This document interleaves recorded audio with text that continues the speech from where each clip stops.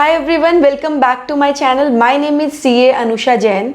आज की वीडियो में मैं आप लोगों के साथ एक और आईपीओ रिव्यू डिस्कस करने वाली हूँ। इस कंपनी का नाम है आइनॉक्स इंडिया लिमिटेड।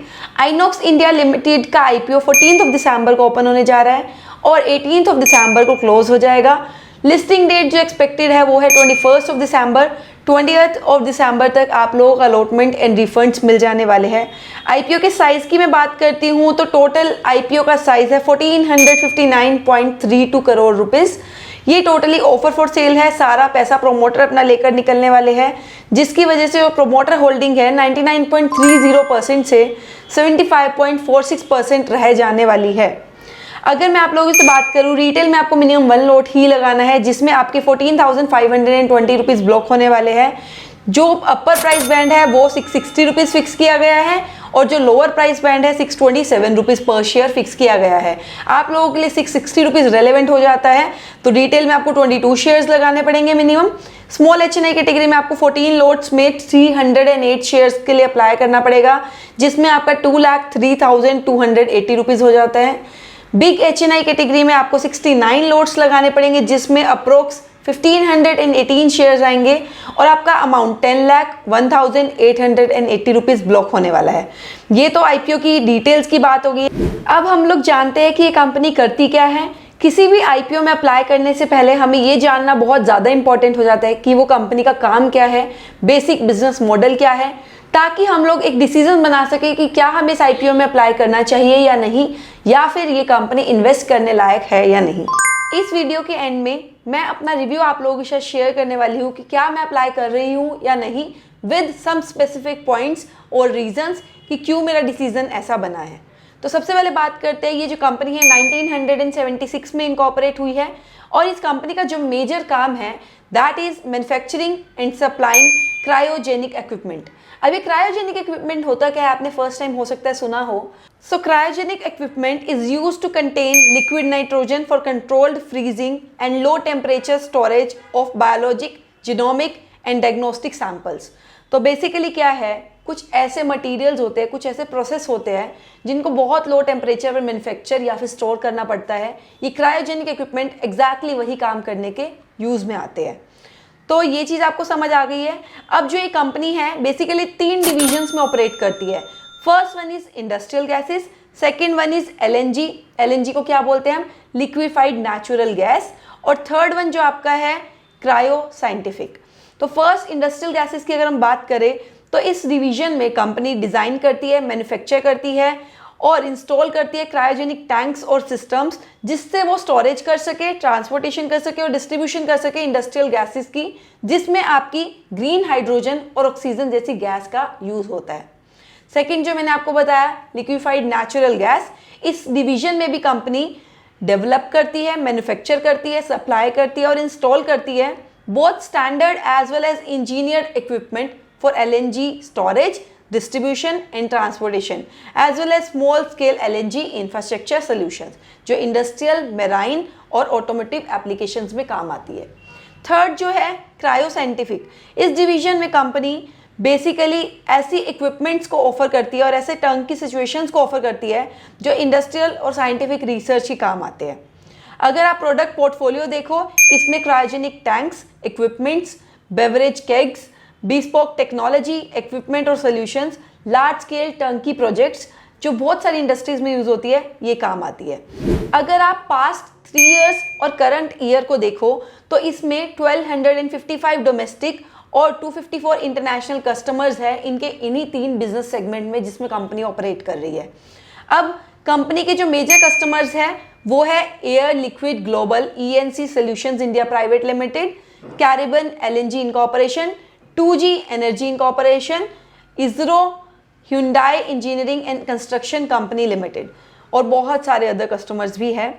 कंपनी ने अपने प्रोडक्ट्स को एक्सपोर्ट किया है 66 कंट्रीज़ में, जिसमें US, Saudi Arabia, Netherlands, Brazil, Korea और UAE जैसी कंट्रीज़ भी शामिल है। कंपनी की जो मैन्युफैक्चरिंग फैसिलिटीज़ है वो Kalol, Kandla special economic zone और सिलवासा जो यूनियन टेरिटरी में है दादरा एंड नगर हवेली की, उसमें सिचुएटेड है। अगर हम बात करें सितंबर 2023 की, तो कंपनी की जो टोटल ऑर्डर बुक है वो अप्रोक्स 10,366.09 मिलियन रुपीस के करीब स्टैंड करती है। Now let we talk about the financial information of this company. अगर हम एसेट्स देखते हैं ईयर ऑन ईयर बेसिस पे कंपनी के एसेट्स भी हमें बढ़ते हुए नजर आ रहे हैं। मार्च 2021 में इसके एसेट्स 687.20 करोड़ थे, जो 30 सितंबर 2023 में बढ़कर 1155.81 करोड़ हो चुके हैं। रेवेन्यू अगर आप देखो तो 31 मार्च 2021 में 608.99 करोड़ था, जो आपका 31 मार्च 2023 में 984.20 करोड़ हो गया है। और 6 मंथ एंडेड जो 30 सितंबर 2023 है, इसमें इनका रेवेन्यू 580 करोड़ है। प्रॉफिट आफ्टर टैक्स अगर हम करंट ईयर का देखें 103.34 करोड़ है, जो काफ़ी एक अच्छी फिगर देखने को मिल रही है हमें। नेटवर्थ भी कंपनी की इंक्रीजिंग है। अब मैं आपसे बात करती हूँ की परफॉर्मेंस इंडिकेटर्स। तो पी रेशियो जो फिक्स किया गया है 39.22 टाइम्स किया गया है। अगर मैं कॉम्पिटिटर्स की बात करूँ, इस कंपनी का कोई भी डायरेक्ट कॉम्पिटिटर नहीं है इंडिया में जिससे हम इस कंपनी की वैल्यूएशन को कंपेयर कर सके। मार्केट कैपिटलाइजेशन 5990.39 करोड़ के करीब हो जाने वाली है। अर्निंग्स पर share is 16.83 rupees per share. Return on equity and return on net worth is 27.79% and return on capital employed is 36.53%। Objectives की बात करें तो ये पैसा कंपनी के पास तो जाने वाला है नहीं, ये पैसा ऑब्वियसली जो पुराने प्रोमोटर्स है, जो शेयर होल्डर्स है, उनके पास जाने वाला है। तो कंपनी क्या करने वाली है, जस्ट लिस्टिंग के बेनिफिट्स को अचीव करेगी, कंपनी की ऑनलाइन प्रेजेंस बढ़ेगी, कंपनी के बारे में लोग जानेंगे, तो इसीलिए एक पब्लिक मार्केट मिलेगी कंपनी को। तो ये मेन बेनिफिट होने वाला है आईपीओ का। अब मैं आपसे ग्रे मार्केट प्रीमियम की बात करूं कि ग्रे मार्केट में किस प्रीमियम पर ट्रेड कर रहा है इस कंपनी का शेयर, तो अगर हम पास्ट 3 डेज से देखें तो ग्रे मार्केट प्रीमियम हमको बढ़ता हुआ दिख रहा है। आज के दिन अगर हम देखें तो ऑलमोस्ट 55% का ग्रे मार्केट प्रीमियम ये कंपनी इंजॉय कर रही है, which is 363 rupees per share. IPO का जो प्राइस है higher price band that is 660 rupees. अगर हम एस्टिमेटेड लिस्टिंग प्राइस निकाले इससे तो ये 1023 रुपीज हो जाता है, 55% up from the allotment price. अब मैं आप लोगों के साथ अपना फाइनल डिसीजन शेयर करती हूँ इस आईपीओ को लेकर। मैं इस आईपीओ में 100% अप्लाई कर रही हूँ अपने सभी फैमिली मेंबर्स के डीमेट अकाउंट से और रिटेल कैटेगरी में। इसके कुछ रीजंस है। फर्स्ट रीजन कि ये जो कंपनी है ये एक सिंगल ऐसा प्लेयर है इंडिया से जो क्रायोजेनिक इक्विपमेंट्स में डील करता है और साथ में एक्सपोर्ट भी करता है।